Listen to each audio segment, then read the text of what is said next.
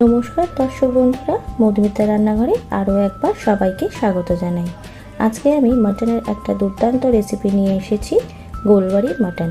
এই গোলবাড়ির মাটন ভাত বা ফ্রাইড রাইস, পোলাও যে কোনো কিছুর সাথে দুর্দান্ত লাগে খেতে। দেখে নেওয়া যাক রেসিপিটি।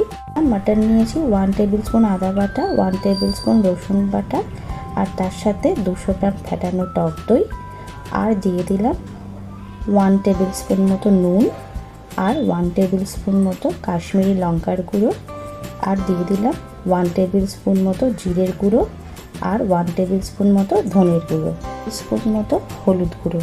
এখানে কিছু মশলা আমি ড্রাই রোস্ট করে নেব। তার জন্য নিয়েছি কয়েকটা ছোটো এলাচ, কটা শুকনো লঙ্কা, মৌরি, গোটা সাদা জিরে, জয়ফল, জয়ত্রী, গোটা গোলমরিচ, আর কটা লবঙ্গ।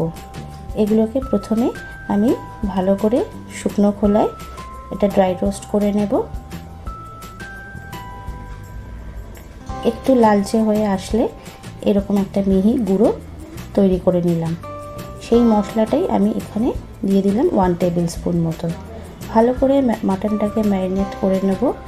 মাটনটাকে আমি 3 থেকে 4 ঘন্টা মতো রেস্টে রেখে দেবো ফ্রিজে, তারপরে রান্নাটা করব।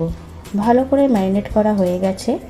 এরপর এটাকে ঢাকা দিয়ে আমি ফ্রিজে রেখে দেবো 3 থেকে 4 ঘন্টা। এরপর কড়াইতে আমি 3 টেবিল স্পুন মতো সর্ষের তেল দিলাম। এখানে দিলাম 2টো তেজপাতা, কয়েকটা দারচিনি, আর কয়েকটা ছোটো এলাচ, আর কয়েকটা লবঙ্গ। কয়েক সেকেন্ড নেড়ে নিয়ে সুন্দর গন্ধ বেরোলে এখানে দিয়ে দিলাম বড় সাইজের একটা পেঁয়াজ কুচি করে রেখেছিলাম, সেই পেঁয়াজ কুচিটা। পেঁয়াজগুলোকে অল্প করে ভেজে নিয়ে এর মধ্যে দিয়ে দিলাম 1 টিস্পুন মতো চিনি, আর 1/2 টিস্পুন মতো নুন। চিনিটা দিলে পেঁয়াজের কালারটা খুব তাড়াতাড়ি চেঞ্জ হয়ে আসে। ভালো করে লাল করে এটা ভেজে নেব, যেরকম আমরা বিরিয়ানির জন্য বেরেস্তা ভাজি ঠিক সেই রকম কালার। দেখুন, ঠিক বেরেস্তার কালারের মতন পেঁয়াজের কালারটা হয়ে গেছে। এরপর ম্যারিনেটেড মাটনটা আমরা এর মধ্যে দিয়ে দিলাম।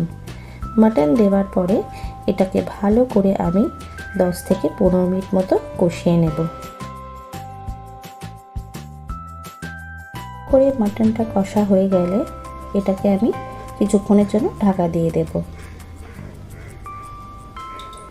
ঢাকা সরিয়ে আরও একবার এটাকে ভালো করে নেড়ে নেব, যাতে তলায় লেগে না যায়। ভালো করে নেড়ে দিয়ে এটাকে আমি আরও একবার ঢাকা দিয়ে দিলাম। ঢাকাটা সরিয়ে দিলাম। আরও একবার ভালো করে এটাকে আমি নেড়ে নেব, যাতে তলা থেকে লেগে না যায়। এইভাবেই ঢাকা দিয়ে দিয়ে আমি মাটনটাকে রান্না করব। কড়াইতে মাটন রান্না করলে টেস্ট অনেক বাড়ে। এরপর এর মধ্যে আমি গরম চা পাতার জল দিয়ে দিলাম। এই চা পাতার জল দিলে মাটনের রঙটা একদম কালচে হয়ে আসবে। দেখুন, আজকে আমার গোলবাড়ির মাটন রেডি হয়ে গেছে। একটু আমি নেড়ে দিলাম। এটাকে আমি একদম শুকনোই রাখবো। টিস্পুন মতো গরম মশলা গুঁড়ো দিয়ে এটাকে নামিয়ে ফেলবো। আমার আজকের এই গোলবাড়ির মাটন রেসিপি আপনাদের কেমন লাগলো নিশ্চয়ই কমেন্ট করে জানাবেন, আর ভালো লাগলে একটা লাইক দেবেন। আর মধুমিতার রান্নাঘরকে সাবস্ক্রাইব করার অনুরোধ রইল। ভালো থাকবেন, সুস্থ থাকবেন। দেখা হবে পরের কোনো ভিডিও নিয়ে।